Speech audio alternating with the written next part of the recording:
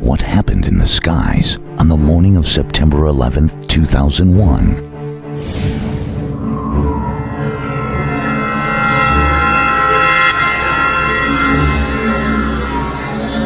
Why did America's air defense seem to be ineffective? The American 11 boss just gave us a heads up and said that he was heading towards Washington. Now, where are you getting this information from on American 11? Okay. You know, let's get rid of this goddamn sim. Turn your switch. Hey, turn the sim switches off. Get rid of that crap.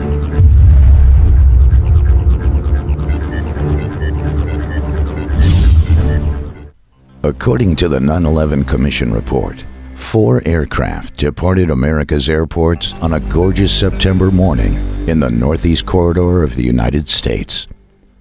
2 from Boston Logan, 1 from Newark, New Jersey, and another from Washington Dulles in Virginia. The aircraft alleged to have attacked the World Trade Center are reported to have departed Boston's Logan International Airport.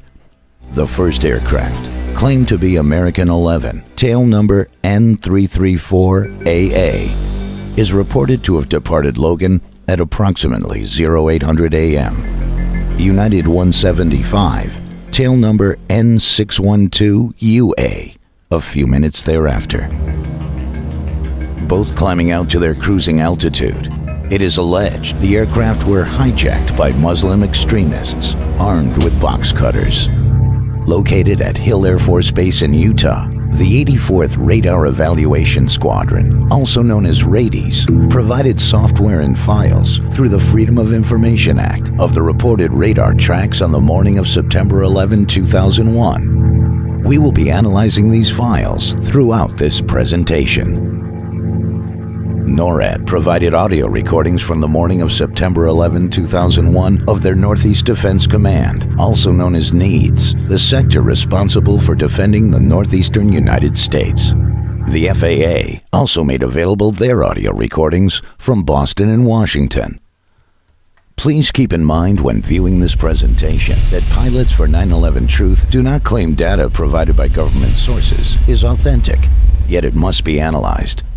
Pilots for 9/11 Truth have analyzed a growing mountain of information and data provided by government agencies, much of which conflicts with the government narrative of events. How can government agencies draw a conclusion when even their own data does not support their hypothesis? Government sources and the 9/11 Commission must be held accountable for such conflicts, yet they refuse to comment. Even if data were altered by their very sources, it is a crime to fabricate data provided through the Freedom of Information Act, and someone must be held accountable. These are the radar tracks of the various aircraft and their relative positions on the morning of 9/11 during a little over the 2-hour period from 8 a.m. till approximately 10:15, according to the 84th Radar Evaluation Squadron. Included is the fighter response. Irreverent air traffic and clutter have been filtered for clarity.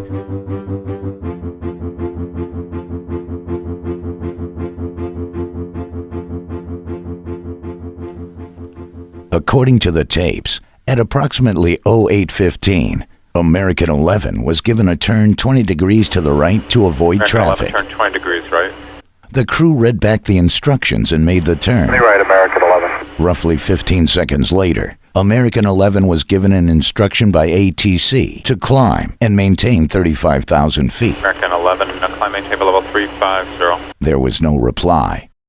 Boston Center made continued attempts to contact American 11 without success. American 11, climb maintain level 350. American 11, Boston. United 175 checks in on the frequency after departing Boston Logan. United 175 out of 19 to 230.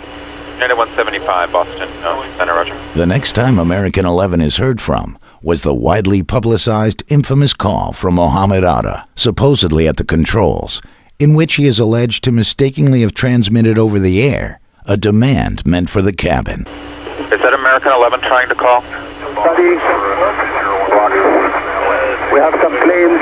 Just stay quiet and you'll be okay. We're turning to the airport. This roughly 10 minutes after the last call from the crew. And who's trying to call me here? It is important to keep in mind, this transmission could have been broadcast from anywhere. Those who make excuses for the government story claim this transmission was from American 11, because that's what the government told them. American 11, are you trying to call? Nobody move. Everything will be okay. If you try to make any move, you'll danger yourself and the airplane. Just stay quiet.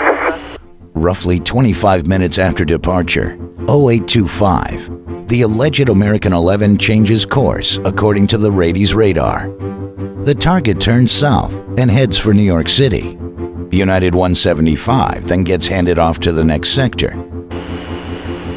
United 175, contact the Boston Center on 133.42. 33.42, United 175, go on.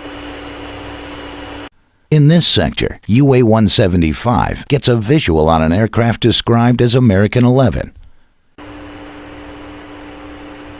United 175, Boston. 175, go ahead, sir. Roger, you have traffic. Look at your 12 to 1 o'clock at about 10 miles southbound. See if you can see an American 767 out there, please. Okay, we're looking. Negative contact, guys. 175. You said 583. Can you see it? 583, we still don't have him yet, sir. We're looking. Okay, United 175, you have him at your 12 o'clock now, 10 miles. Affirmative, we have him. He looks about 20, about 29, 28,000. Okay, thank you. UA 175 is given a vector to pass behind that aircraft and then to head direct to its next fix, which is Sparta VOR. United 175, clear direct Sparta. Sparta, United 175. UA 175 is then handed off to New York Center at roughly 5 minutes before the alleged American Airlines 11 impacts the North Tower. United 175, contact New York Center 127.17. 2717, United 175. At approximately 0830, the first call was made by the Boston Traffic Management Unit, also known as Boston TMU, to notify the command center of the hijack of American 11.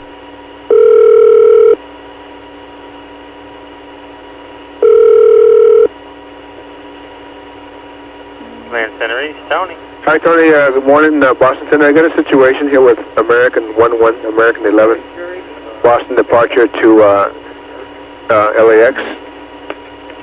We believe it's a possible hijack situation. Okay, tell me more. Okay, he departed Boston. We lost radio communications with him.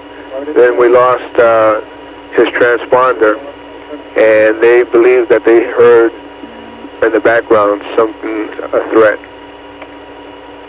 And right now, What, a threat, you said? a threat.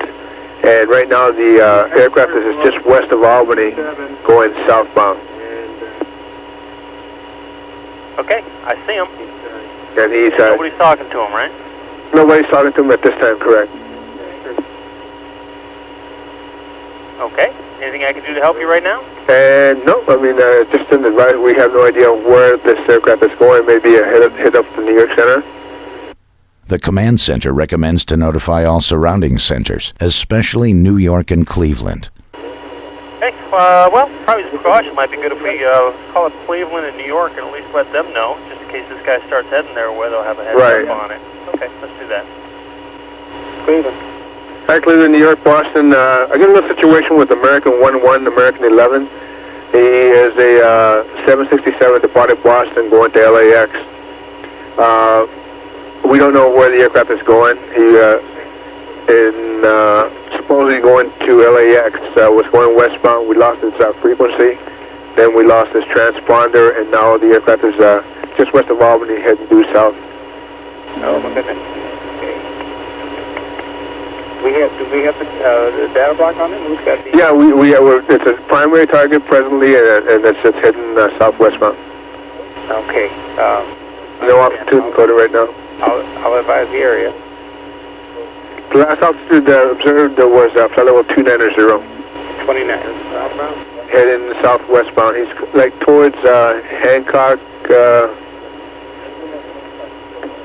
Right around there.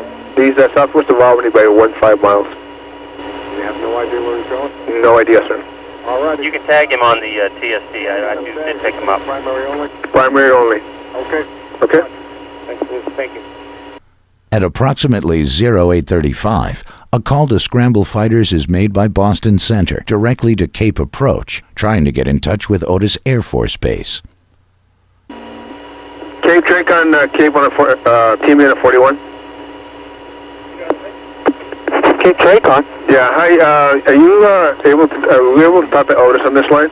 I'm not sure, but if you need to get in touch with them, I can, I think they're on the 7 line. I have a situation with the American 11. What? I have a situation with American 11. You want to talk to Otis Tower? I want to talk to Otis Tracon. I need to scramble some fighters. All right, well, hold on a second. Let me get you the soup. Timmy, pick up on the 41. Something about a scramble, I don't know. Cape Approach. Hey, Cape, Dan Buena from Boston Center. Yes. I have a situation with American 11, a possible hijack. American 11? Yes, sir. Departed Boston going to LAX. Right now he's south of Albany. I'd like to scramble some fighters to go tail him. Oh, okay. Well, we'll talk to Otis here. Okay, and just put if he wants, just depart, and we'll put a flight plan in for him. At 0840, 5 minutes later, Boston calls the command center to speak with New York Tracon Direct, letting them know the hijack is confirmed.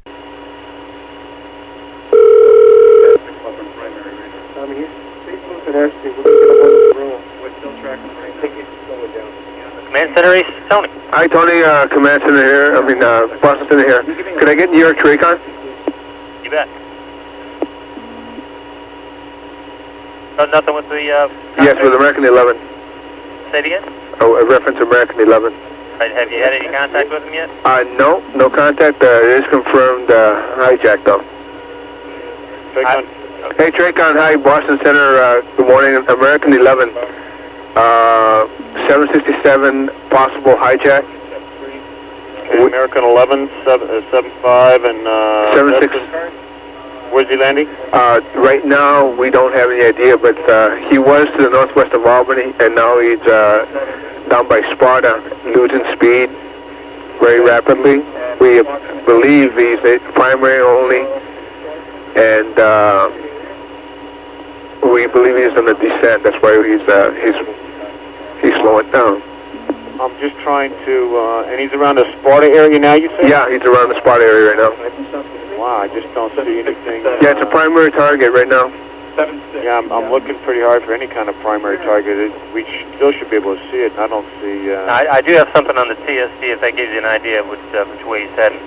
Yeah, I'm just looking at the real raw radar here, and I just don't see... anything out there. I'll let the area know to start looking for it. We just don't have any idea what last altitude we had was fellow 290, but his speed has diminished quite a bit. Okay. So we believe he might be in a descent. Okay.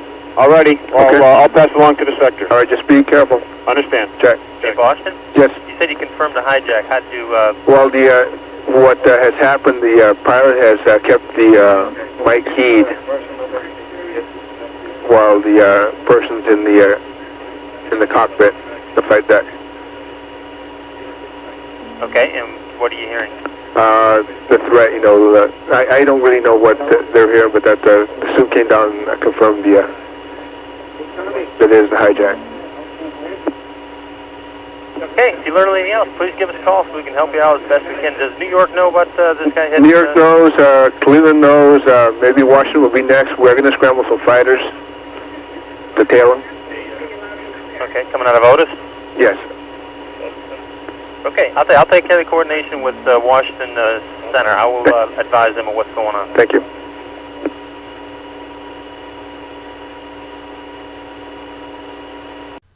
According to the command center, Washington was also being advised at this time to keep an eye out for suspicious aircraft.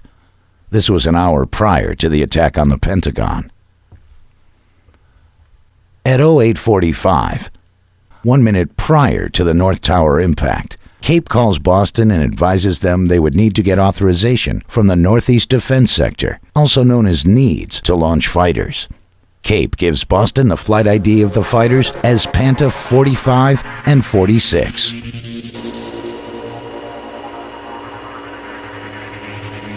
me a favor and get down here. Yeah, it's Cape Tracon here. Is Dan there? That's me. Hey, I just talked to Otis here, and they said they needed a NEADS authorization. We're working with NEAS to see if they should be calling you now. Okay, just to let you know, we got a call on a Panta, P-A-N-T-A, Alpha November Tango Alpha 45, Yeah. and 46, flight of 2. They'll be airborne soon. Great, thank you. All right, TJ.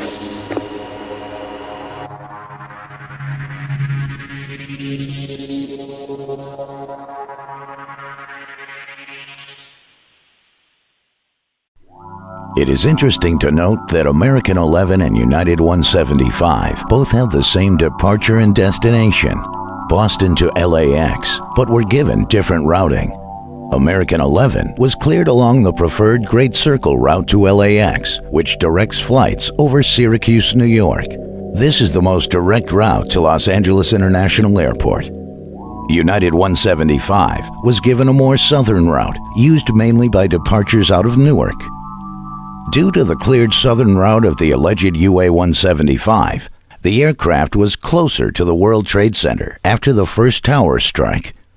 Had this aircraft been given the preferred route to LAX, it would have taken more time to reach its target, and perhaps given enough time for fighters to intercept the aircraft before reaching its target. Also, due to this change of route, United 175 crossed American 11 within miles of each other. At this time, UA-93 departed EWR. UA-93 and UA-175 used the same exact path, also within miles of each other. This brings to mind Operation Northwoods. Operation Northwoods was a mission developed by Joint Chiefs of Staff Lemnitzer. The operation dictated swapping commercial aircraft once airborne for drones and shooting them out of the sky. This action was to be blamed on Cuba in order to justify an invasion, a classic false flag mission. Stage an attack and blame it on your enemy to gain public and, most importantly, congressional support for war. There are many tracks which seemingly go out of their way to converge with the alleged 9/11 targets and then split off. Was a swap occurring at these points? A sort of revised and updated form of Operation Northwoods? Of course, a simple explanation will be offered by government agencies and those who make excuses. But the coincidences cannot be ignored.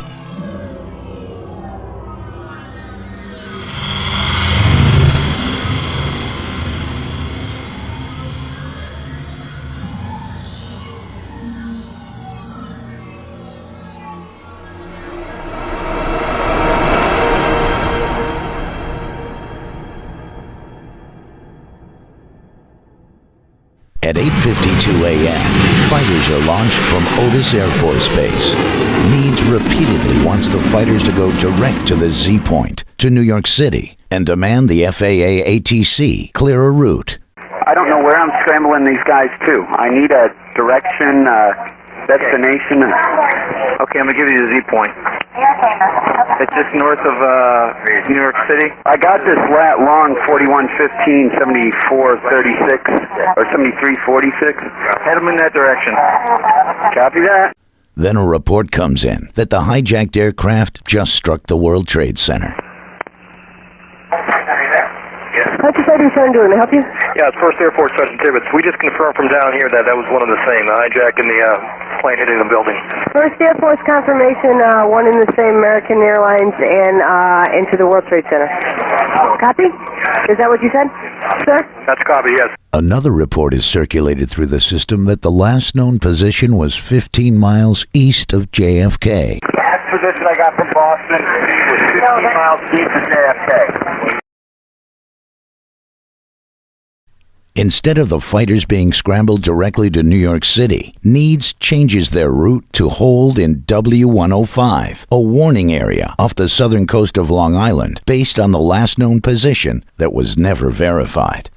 Here they are instructed to hold as a radar track accelerates to more than 150 knots over the max operating speed of a 767 with its target in sight, the World Trade Center South Tower. We analyzed the speeds for the South Tower aircraft thoroughly in our presentation 9/11 World Trade Center attack. We have found, based on precedent, data, and aerodynamics, that a standard 767 would be impossible to control at such excessive speeds over its max operating. Was this aircraft modified so it could beat Otis fighters to its target, the South Tower of the World Trade Center? If it was, the modifications would have to be instructed by individuals who know our air defense response time. Just like there has never been a steel skyscraper to collapse from fire prior to 9/11, there has never been an aircraft positively identified to exceed its max operating speed by more than 150 knots. Its maneuvering speed by 220 knots, pulled G's, was controllable and survived before 9/11 or after. After the second impact, Otis fighters were instructed to set up combat air patrol over New York City. Tankers were called in for fueling operations and remained loitering. Almost 35 minutes after American 11 went silent, also known as Nordo, and changed course, American 77 was lost to Indianapolis Center. Indianapolis Center was working this guy. What guy? American 77. Okay. At flight level 350. However, they lost radar with him, they lost contact with him, they lost everything, and they don't have any idea where he is or what happened.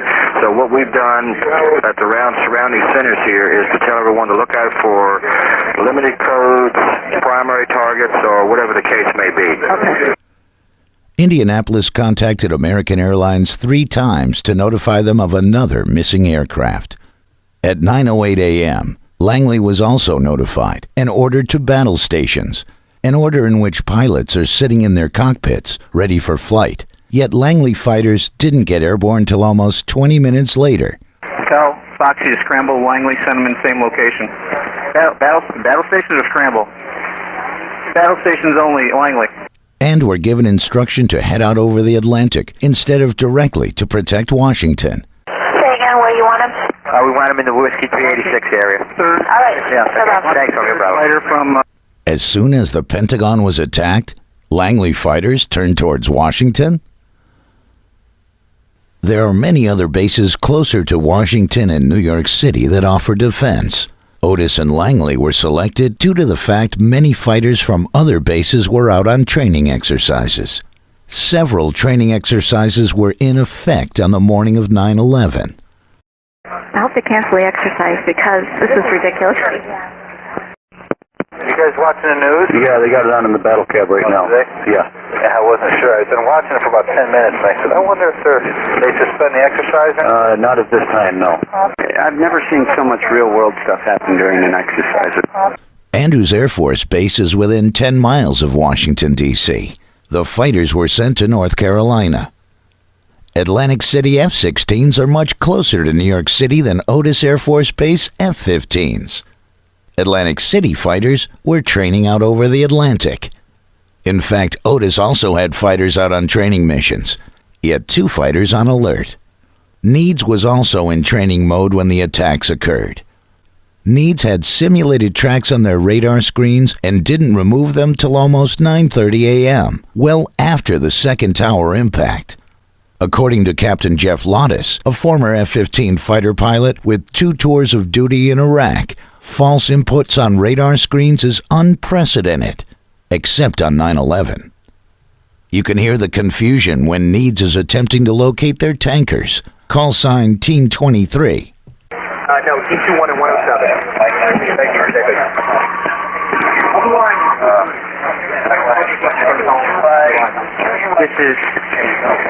This is Team 23. That's Team 23. Yeah, I just told Jeremy I want him down in 386 and we let him over. Okay. You know what? Get rid of this goddamn sim. Turn the sim switches off. Just get rid of that crap. Our defenses just seemed behind the 8 ball every step of the way. Was this all by design? How would the hijackers know to strike on such a chaotic day with the U.S. under minimal defense? It seems the hijackers were extremely lucky all morning on 9/11. That is, if what we've been told by the 9/11 Commission is true. Yet, even the 9/11 Commission admits they haven't been told the truth. The Pentagon, our nation's military headquarters. How could an aircraft get so close to the Pentagon after America has been attacked almost an hour prior? The Pentagon in Washington, D.C. is well defended, according to former Defense Secretary Caspar Weinberger. The city is ringed with Air Force bases and Navy bases, and the ability to get the defensive planes in the air is very, very high, and at the same time you would do what is being done, and that is closing off the entire airspace so that you, in effect, the whole Washington area is a no-fly zone, so that any planes that can't identify themselves that get into that are to be shot down. Does the Pentagon also have anti-aircraft defense? Certainly the general public would not know of such installations, as our enemies would obtain the same information. If the Pentagon did have such a defense, it would certainly be classified. April Gallup is a survivor of the Pentagon attack. She crawled through the hole in the Pentagon holding her son. April says that she did not see any evidence of an aircraft crash and didn't even know an airplane was reported to have caused the damage till she got to the hospital. April is extremely puzzled by the fact that there were no warnings or defense of the Pentagon attack, especially when everyone in the world knew America was being attacked after the World Trade Center strikes. When discussing airspace surrounding our nation's capital, often the restricted airspace referred to is the prohibited areas around the Capitol building and the White House. We have to look further out. This is known as Class Bravo airspace. It is a highly controlled airspace in which you need a clearance to enter, including two-way radio communication and a working Mode C transponder that reports your altitude. New York and Washington, D.C. both have Class Bravo airspace surrounding their hub airports. New York covers JFK, Newark, and LaGuardia, while Washington covers Baltimore, Reagan National in the middle, and west to Dulles. American 77 was lost from radar when its transponder was shut off at 8:56 a.m. This is 10 minutes after the first tower strike, and 16 minutes after Washington was notified to keep an eye out for suspicious aircraft. Danielle O'Brien at Washington TRACON observed a fast-moving target penetrating Washington Class Bravo. She wasn't notified of the events in New York, yet Washington Center was advised. Why was this information seemingly intercepted from getting to TRACON controllers in Washington? Had Miss O'Brien and her colleagues been advised of the events in New York, would she have been more alert to have the target penetrating Washington Class Bravo intercepted? Would the word have gone out to the Langley fighters, who were now heading out over the Atlantic? If the unidentified target reached Washington, D.C., certainly Pentagon aircraft defense could have played a role, if April Gallup is correct. Some have argued that the Pentagon would not have such a defense because Reagan National is so close, an aircraft departing and arriving could inadvertently be shot down. Those who make such arguments aren't familiar with how the national airspace system works. Most aircraft arriving into Reagan National are well known of their intentions prior to even departing their origin airport. Those that aren't are well known of their intentions prior to entering Washington Class Bravo, 30 miles from Reagan National. Those who don't communicate and perhaps have their transponders off, that is your target. Aside from the fact we already know it's impossible for an aircraft to have caused the physical damage at the Pentagon based on witnesses filmed on location and data provided by government agencies, an unidentified aircraft should not have been anywhere close to the Pentagon. It appears the interceptors were intercepted. Always one step behind the curve until the objectives were accomplished.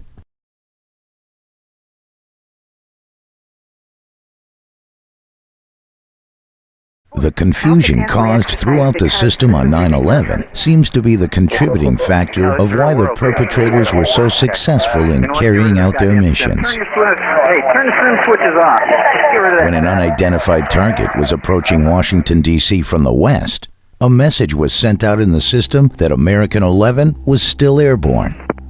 Scoggins Military, Boston Center. Just had a report that American 11 is still in the air and it's on its way heading towards Washington. Okay, American 11 is still in the air on its way towards Washington? There was another aircraft that hit the tower. That's the latest report we have. Okay. I'm going to try to confirm an ID for you, but I would assume he's somewhere over either New Jersey or somewhere further south. Okay, so American 11 isn't the hijack at all then, right? No, he is a hijack.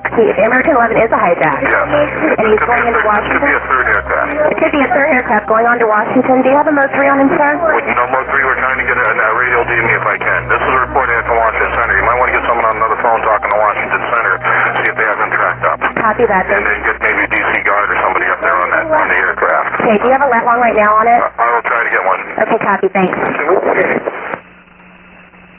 All eyes then focused on a target coming from the northeast and not the west. Also, this message was sent out that the aircraft was headed towards Washington before it would have even gotten to Philly. Why was the rumor started that an aircraft from the northeast is inbound to Washington and not Philly? Was it to lead interceptors toward a phantom target and away from the real threat inbound from the west? The ultimate source for this confusion is still unknown. Hello. Hi, this is Huntress ID. Huntress, yeah, go ahead. Yes, sir. We have fighters on battle stations and airborne also. We're trying to figure out the lat long for the American 11. Bosses gave us a heads up and said that he was heading towards Washington. Now, where are you getting this information from on American 11? Boston Military. Who? Boston Military? Boston? Yes. Military desk. And they said that they were getting updates through Washington. So not Washington Center, I'm sure, because American 11 is the airplane that we're under the premise that has already crashed into the Trade Center. Right. Again, someone intercepted the interceptors by providing false information. Washington TRACON was isolated due to the fact that they weren't advised of the events in New York.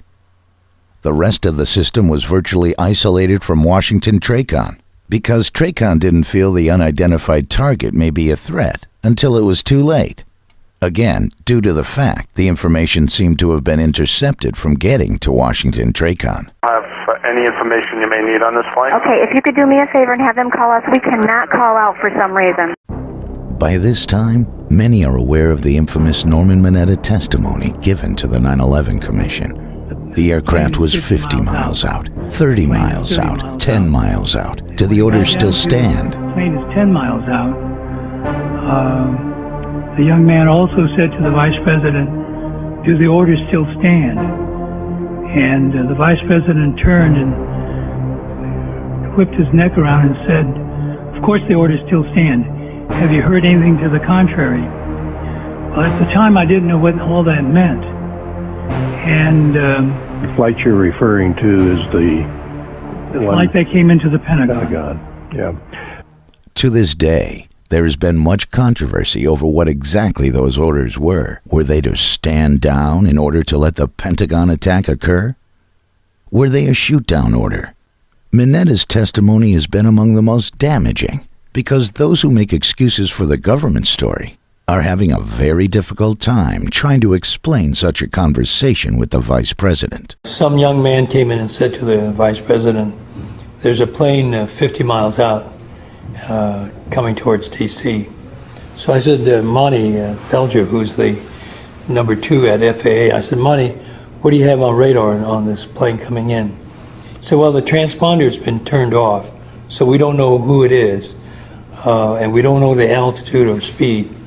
And so I said, well, where is it? He said, well, it's somewhere beyond Great Falls right now. And so then the young man came in and said, it's 20 miles away. And so I'd say, well, Monty, where is this plane in relationship to the ground? And radar, it's hard to associate with a ground point, but they'd be able to tell you roughly the distance from wherever you are. but he couldn't tell you speed or altitude. And then all of a sudden, as I was talking to him, he said, I lost the bogey, lost the target. I said, well, where is it? He said, well, somewhere between Roslyn and National Airport. And about that time, someone broke into the conversation. Said, Mr. Secretary, we just had a confirmation from a Arlington County police officer saying that he saw an American Airlines plane go into the Pentagon. Some have argued that the aircraft which was being discussed was United Airlines 93 coming down from Pennsylvania, and that Mineta had his timeline inaccurate. This can't be the case, as United 93 never got close to the Pentagon. Some have argued it was American Airlines 11, but same thing. American Airlines 11 never got close to the Pentagon. Even in what is called coast track mode, when a radar track of an aircraft continues on its present course based on the last data received, the aircraft still would not have been close to the Pentagon. The aircraft target being discussed by Vice President Cheney and overheard by Mineta could only be the target inbound from the west, which penetrated Washington-class Bravo airspace. Combine that with the fact that the Langley fighters were headed out over the Atlantic during this time and turned inbound only after the target drops off radar near the Pentagon, it seems pretty obvious what the orders were. An airborne command center, a military version of a 747, was airborne when the unidentified target approached from the west. According to Rady's data, this aircraft did a dozy-do with the unidentified target as the F-16s were headed out over the Atlantic.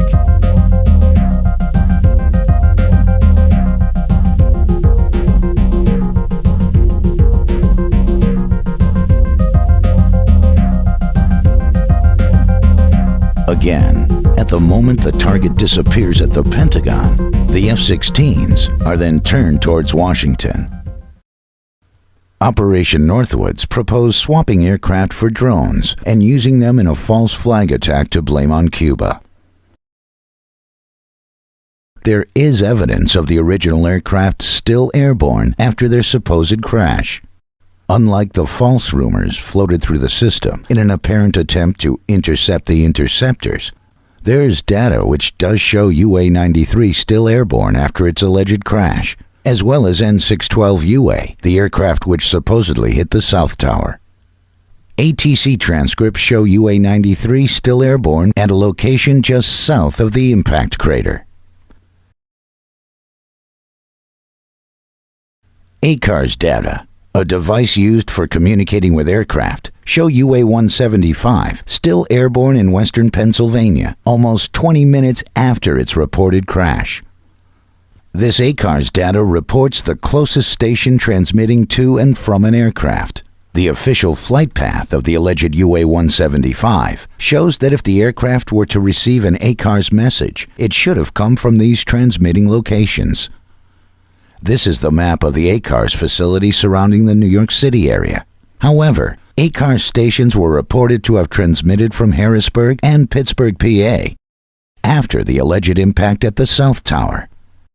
According to radar specialist and electrical engineer Dennis Cimino, this is impossible if N612UA crashed into the World Trade Center.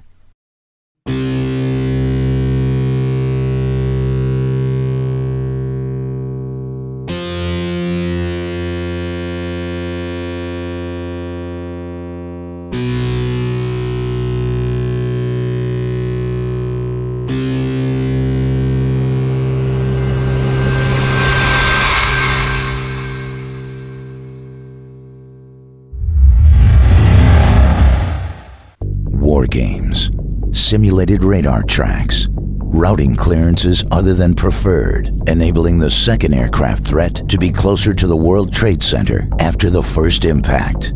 Aircraft exceeding their max operating limits by more than 130 to 150 knots. Inaccurate aircraft position reports, false aircraft target reports. Aircraft converging, flying virtually in formation with, and then diverging from reported 9/11 aircraft. Fighters launched in the wrong directions, Aircraft seemingly still airborne after the alleged attacks. Poor communications. Phones not working. We cannot call out for some reason. Let me have your number. Is it any surprise that our defenses were always one step behind? While the perpetrators of 9/11 were able to successfully accomplish their mission with military precision. Are we supposed to believe Al-Qaeda was running all this interference so the supposed hijackers could complete their mission? Bin Laden isn't even listed as a suspect for 9/11, yet we went into Afghanistan to smoke him out. These are real questions. The cold hard facts added to the growing mountain of information and data, which does not add up to what we have been told by our government. Write your Congress representatives, your senators, demand a full and thorough investigation before we write more law giving up our freedoms in the name of security. They who give up essential liberty to obtain a little temporary safety deserve neither liberty nor safety. Benjamin Franklin, February 17th, 1775. Thank you for taking the time to inform yourself. Play music now.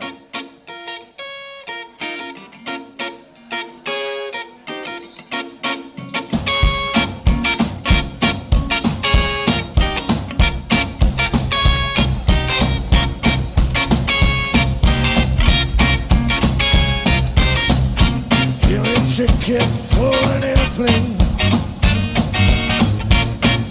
Ain't got time, say no fast train. Lord,